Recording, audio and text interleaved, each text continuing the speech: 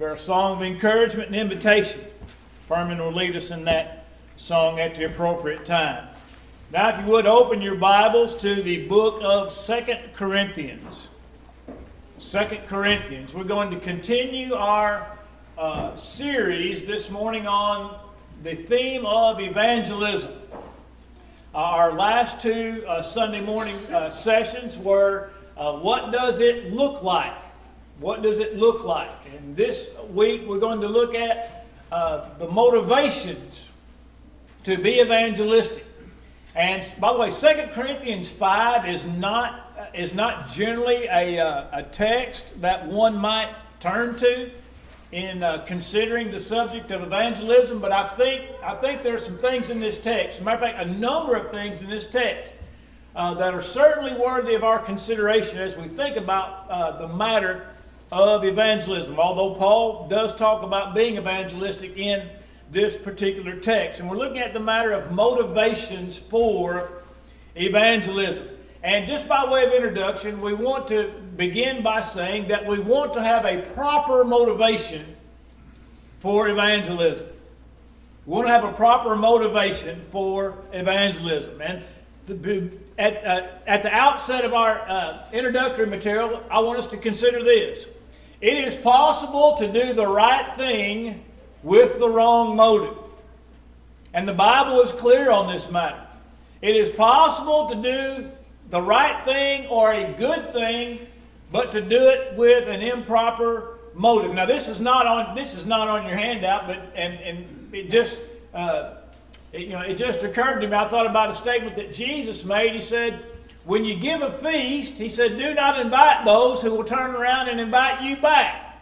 In other words, that might be a motivation for giving a feast, in hopes that somebody will invite you to their feast the next time. Of course, Jesus went on to say, when you make such a feast, invite the poor, invite the people who cannot pay you back, and that you'll have treasure in heaven. But the Bible teaches us, for example, in the very Sermon on the Mount, in Matthew chapter 6, when Jesus said, take heed that you do not do your benevolence or your alms deeds before men to be seen by them, it says, otherwise you have no reward. It says, when you do your benevolence, when you give alms, you do your good deeds, it says, do not sound a trumpet before you like the hypocrites do. And so they can be seen on the street corners and in the synagogues. He says, verily I say to you, they have their reward. He says, and so we know that we can be benevolent. That's a good thing to be benevolent. But the Pharisees in Matthew 6 were benevolent for the wrong reasons. They were benevolent because they wanted people to see them. It's almost like, and I've seen the memes or whatnot, and little cartoons. The guy who's helping, he's going to give the guy that on the street that's down on his luck $5. And then while he's doing it, it's like,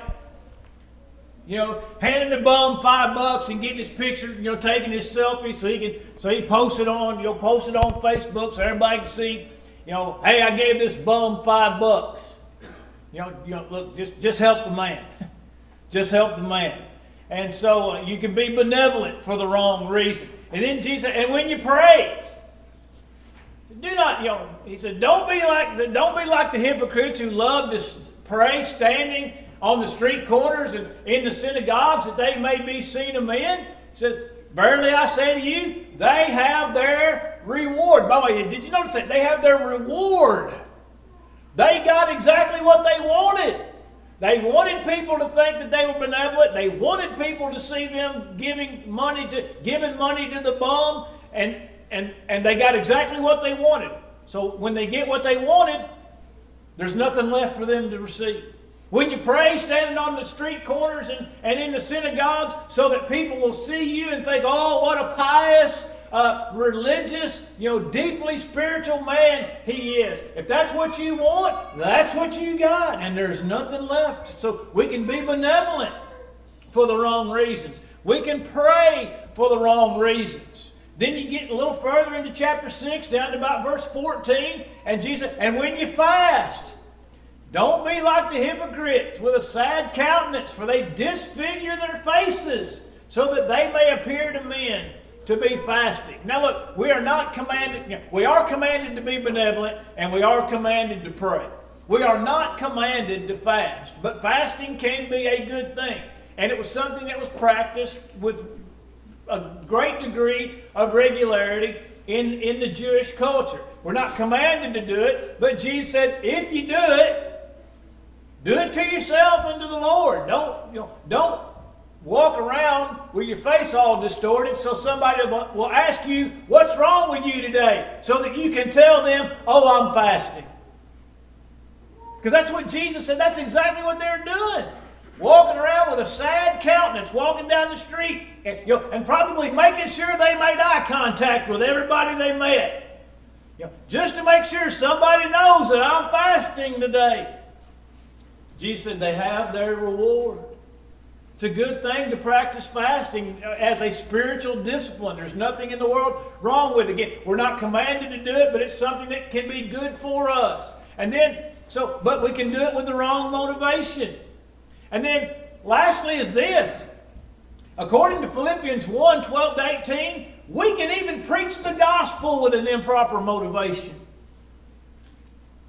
Paul said, some preach Christ out of envy and strife, supposing to add affliction to my bonds. So Paul's in prison, all right? And so apparently some people thought if they would go out and preach the gospel to people, but connect themselves to Paul, who was in prison, that it would make it worse on him in prison if they were out preaching the gospel. Let me ask you a question. Is it a good thing to preach the gospel? You better believe it is. Do you think that preaching the gospel did those people any good? Did it do them any good? Well, it didn't do them a bit of good. But it did some good to the people that heard it.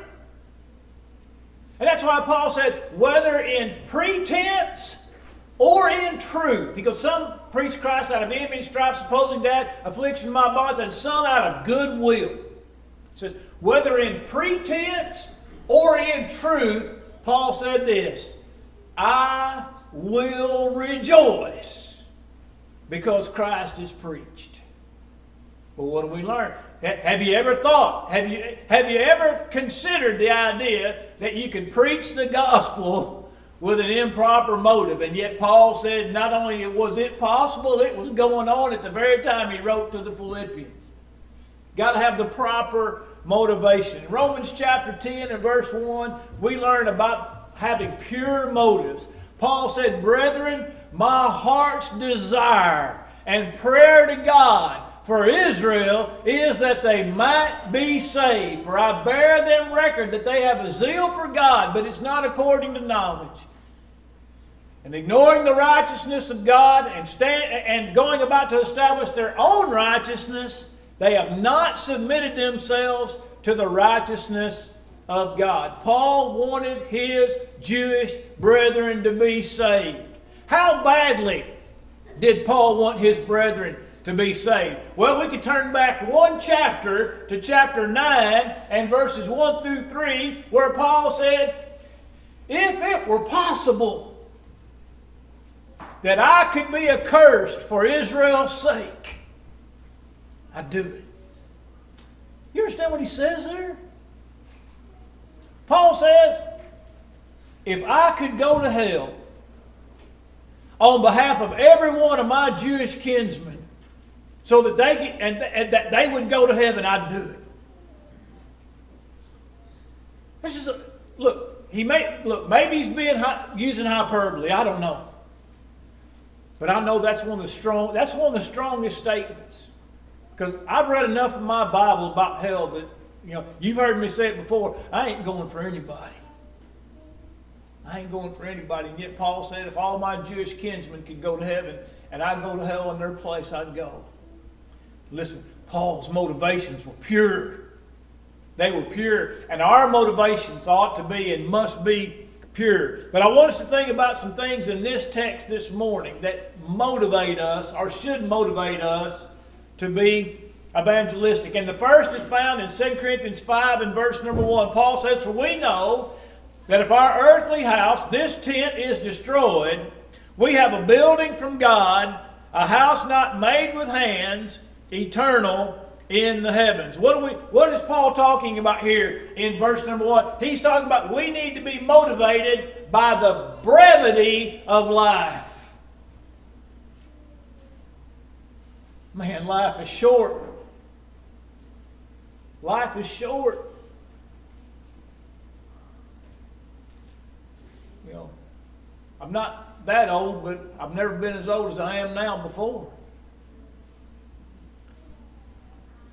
55 years old, married 35 of those 55.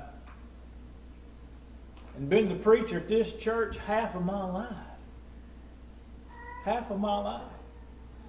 Day before yesterday marked 27 years of my first Sunday. The 16th of February is the day we actually moved. And that was a Saturday. And the 17th was a Sunday, February 1996. How fast do you think those 27 years have gone by? Raised my kids here. You know, it's just, man, it's been the blink of an eye. Seemed like it was just yesterday. Me and Johnny were down at the shop talking about Hammer of the Gods. That doesn't mean anything to you unless you're a Led Zeppelin fan. But me and John, you know, that's where we made our connection. He'd never seen a preacher come in and listen to Led Zeppelin and knew about Hammer of the Gods. So guess what? You know, in other words, they all don't wear a coat and tie everywhere. Some of them, you know, some of them might, well, I won't say have a wild streak in them, but that might be true. But it just seemed like yesterday. Where's the time gone? Life is short. James says, like a vapor that appears for a little while and vanishes away. And not only is life short, life is uncertain. It's uncertain. Boast not thyself of tomorrow, for you do not know what tomorrow is going to bring. David said it this way, there's but a step between me and death. But a step between me and death. Mom called me yesterday. They were on their way home from the marriage retreat, heading down 40. They were on 40 West. They got just past Crossville. Mom said, it didn't affect us. She said, but we just went past a wreck, and she said there had to be 12 or 15 emergency vehicles there. She said, I have no idea. She said, I couldn't see it. I have no idea how bad it was. You know, hopefully nobody perished in that accident. But when you see that kind of response, you know it's bad, right? You know it's bad. You know, life is brief. Life is uncertain. There is no guarantee of tomorrow. Listen, those of you that are younger have no idea how I feel, and I have no idea how Miss Bueller feels or Furman feels, you know, at 80 plus. But we are all racing toward eternity. We are racing to eternity.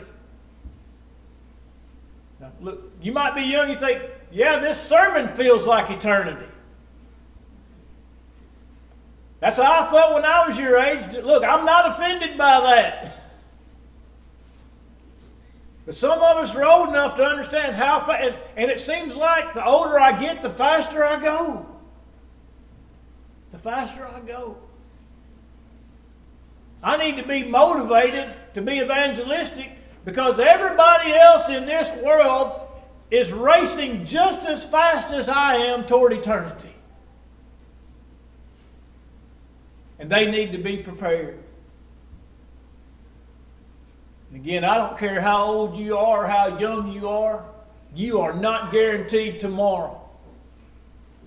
You are racing, rushing into eternity with no guarantees of how much longer you have. We need to be motivated to be evangelistic because life is brief, life is uncertain, life can be snatched away in a moment's time. In Luke chapter 12, the rich but foolish farmer, he had it all laid out, didn't he? I'll tear down my barns, I'll build bigger barns, and I'm going to kick back, and I'm going to put my feet on the coffee table, and I'm going to say, take a rest. You've got many goods laid up for many years. Take ease, eat, drink, be merry. And what was the Lord's response to that? You fool. You fool. Tonight your soul is required of you. Then whose will these things be which you have provided? You're not going to take it with you. And that's not this. Jesus even explains at the end of this. This is not a condemnation of people who work hard and are successful. This is not a condemnation of people who build up or amass enough wealth to retire at whatever time they want to retire. Jesus said, so it also is the man who is not rich toward God. What should the man have said? The Lord has blessed me beyond my wildest imagination. I can retire and do what? I can do more of the Lord's work. That's what he should have said. But he didn't give the Lord any credit for his blessings, and he didn't have the Lord in his future plans. Jesus explains to us what the problem is there. Tonight your soul is required of you. Number 2. This is also in verses 1 through 8. It's in verse 1, first of all, it says, we have a building from God, that is a dwelling place. A house not made with hands, eternal in the heavens. Paul said this in verse 6. We are always confident, knowing that while we are at home in these bodies, we are absent from the Lord. Verse 8, we are confident, yes, well pleased rather to be absent from the body and to be present with the Lord. What should I be motivated by? Heaven. I should be motivated by heaven. Again, not only on my own behalf, but on behalf of those with whom I come into contact. I mean, how is it that we let so many people go by day after day and don't talk to them about heaven? I mentioned in Bible class my friend John Rowe, and that's the one thing. That's how he almost starts all of his conversations. Is about, do you know you're going to heaven? And then tell me about it. And then he said, well, would you like me to tell you about, well, let me tell you, I'll listen to your story, and when they get done, say, well, will you listen to mine? But he talks to people about going to heaven. And we need to be motivated by heaven. Number 1, because we have a heavenly body. Verses 1 through 5. It says, for in this tent, this body, we groan, being burdened.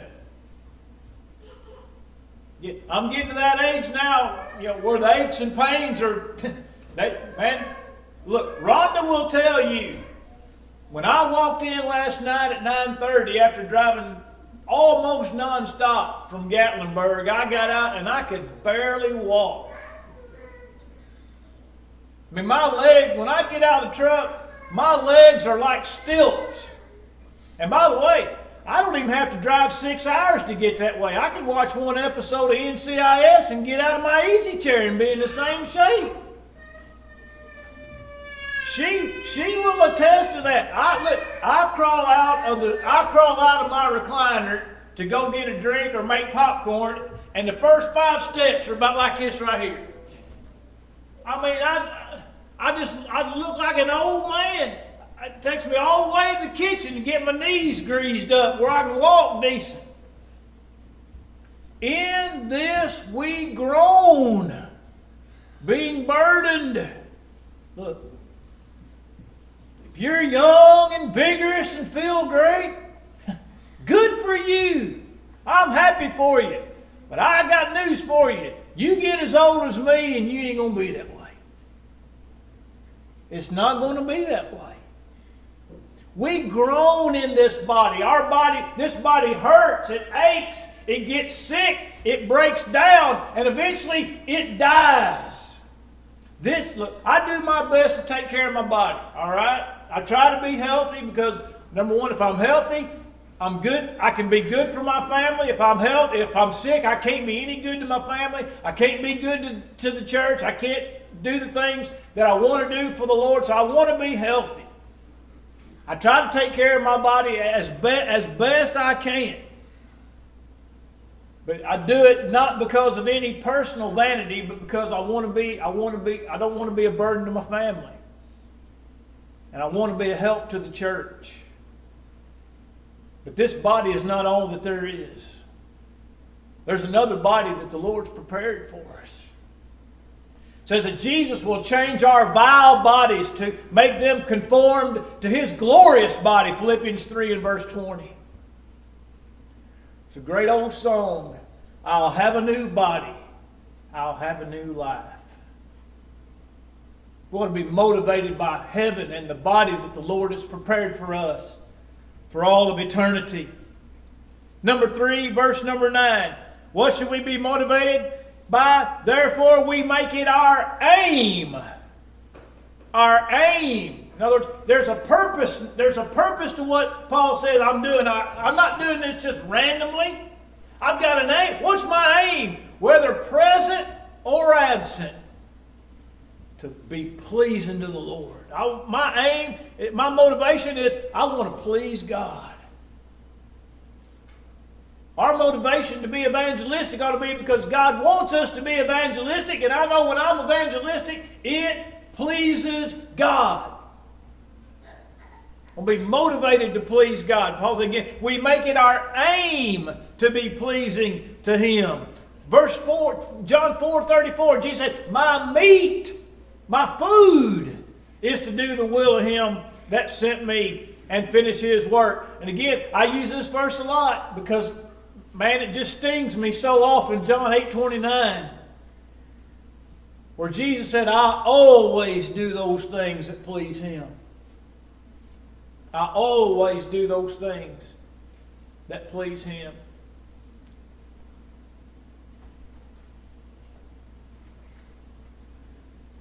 The more you aim to please God, the more you will realize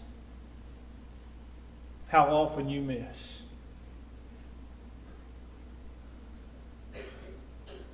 And that's not something we want to think about. We don't want to think about missing. In other words, well then I just won't try. So if I don't try, then I won't know. No, that's not what God wants of us. Let me give you an example. Some of y'all saw the little video the other day. I was helping Dana.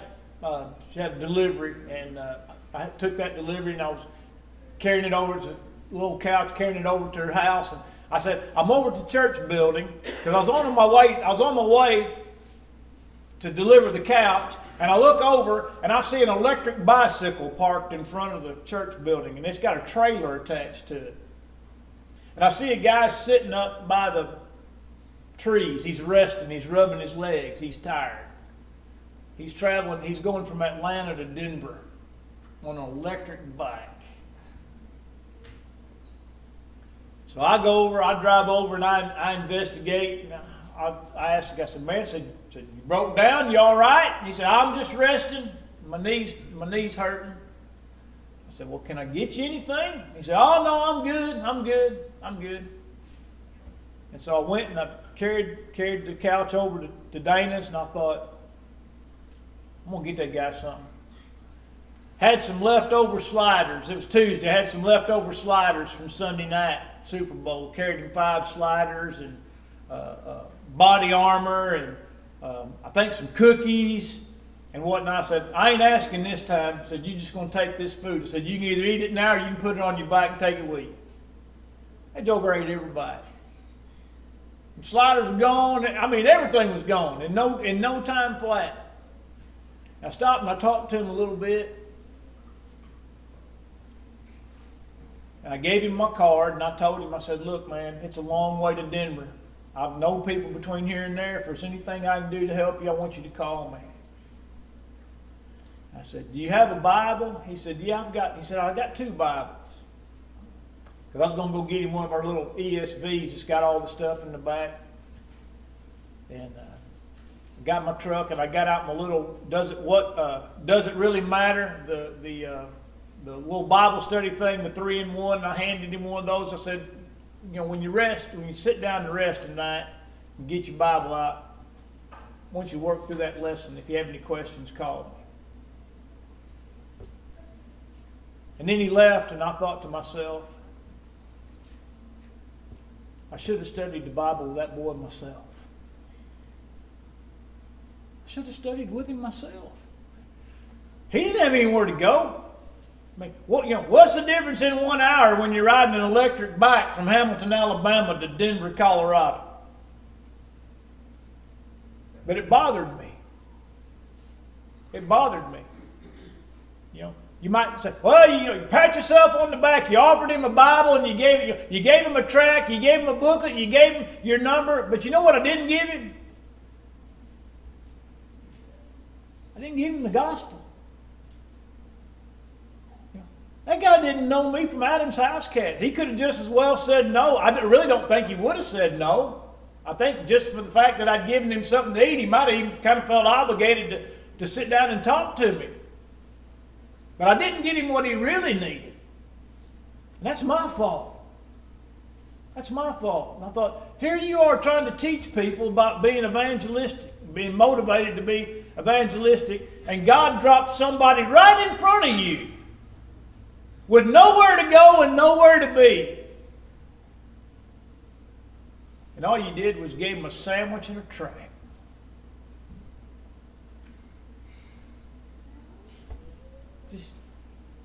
It's bothered me ever since.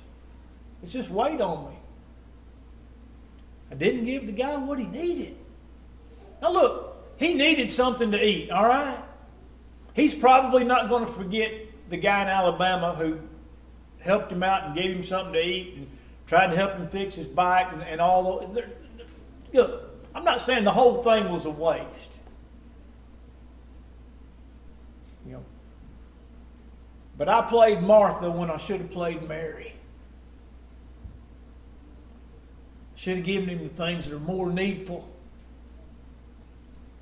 Things that never be taken away. We need to be mindful of the need to please God. Be motivated to please God. One more and I'll quit. Lord willing, pick this up next week. Verse 10. For we must all appear before the judgment seat of Christ to receive the things done in our bodies according to that which we have done, whether it's good or bad. We need to be motivated by judgment. Motivated by judgment.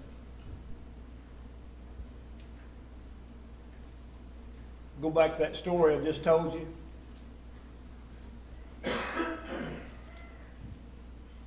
To me, the worst part about what I did and didn't do is this. It wasn't like I saw him right away on his bike and afterward think, you know what? I should have asked that guy to study the Bible. The worst part is that I sat and struggled with it for about 20 minutes. And then I failed.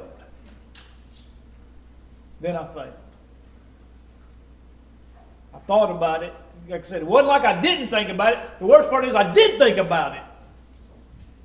And I thought about the exact same things that we're talking about here this morning. Is God going to be pleased with me? Or is He not going to be pleased with me? We've got to be motivated by the judgment. Again, the world is rushing headlong into eternity, and in eternity there is judgment. But friends, every single one of us is rushing headlong into eternity and into judgment. Paul said, we must all appear before the judgment seat of Christ. He didn't say, you must appear. He said, we must all appear before the judgment seat of Christ. John described that judgment scene in Revelation 20 and verse 12. I saw the dead, small and great, stand before God. And the books were opened. And another book was opened, which is the book of life. And the dead were judged according to the things written in that book, every man according to his works. Every man according to his works. We must be motivated to be evangelistic because of the judgment. The judgment that will fall on all the world, and the judgment that will fall on every one of us. And just by way of catching it up on the end, the Bible tells us that when we win back lost members, that is also evangelism. Brethren, if any of you do err from the truth, and one convert him, let him know that he who converts the sinner from the error of his way shall save a soul from death and hide a multitude of sins. Winning the unsaved is evangelism. Winning back those that have let go of their salvation is also evangelism. We must be motivated to be evangelistic. In closing out this morning, motivated by the judgment. We're all going to face the judgment seat of Christ. Every one of us will answer for himself. You will answer for you. I will answer for me. You'll not answer for me. I won't answer for you. We'll all be judged according to our own works. The question is, at this point, are you ready? Are you ready to face Christ in the judgment? If you've never been baptized into Christ for the remission of your sins, you are not ready to face the Lord in judgment. If you're here as a child of God and you've obeyed the gospel in time past and have since turned your back, turned your affections elsewhere, you are not ready to face Christ in the judgment. But the good news is you can be ready. You can get ready today, right now. If you need to obey the gospel or you need to return to the Lord, everything is prepared. Everything is ready. Prayers will be answered and your soul will be saved. Thus we implore you and plead with you to come. Take that step. Right now, as together we stand and sing. Jesus, say, come and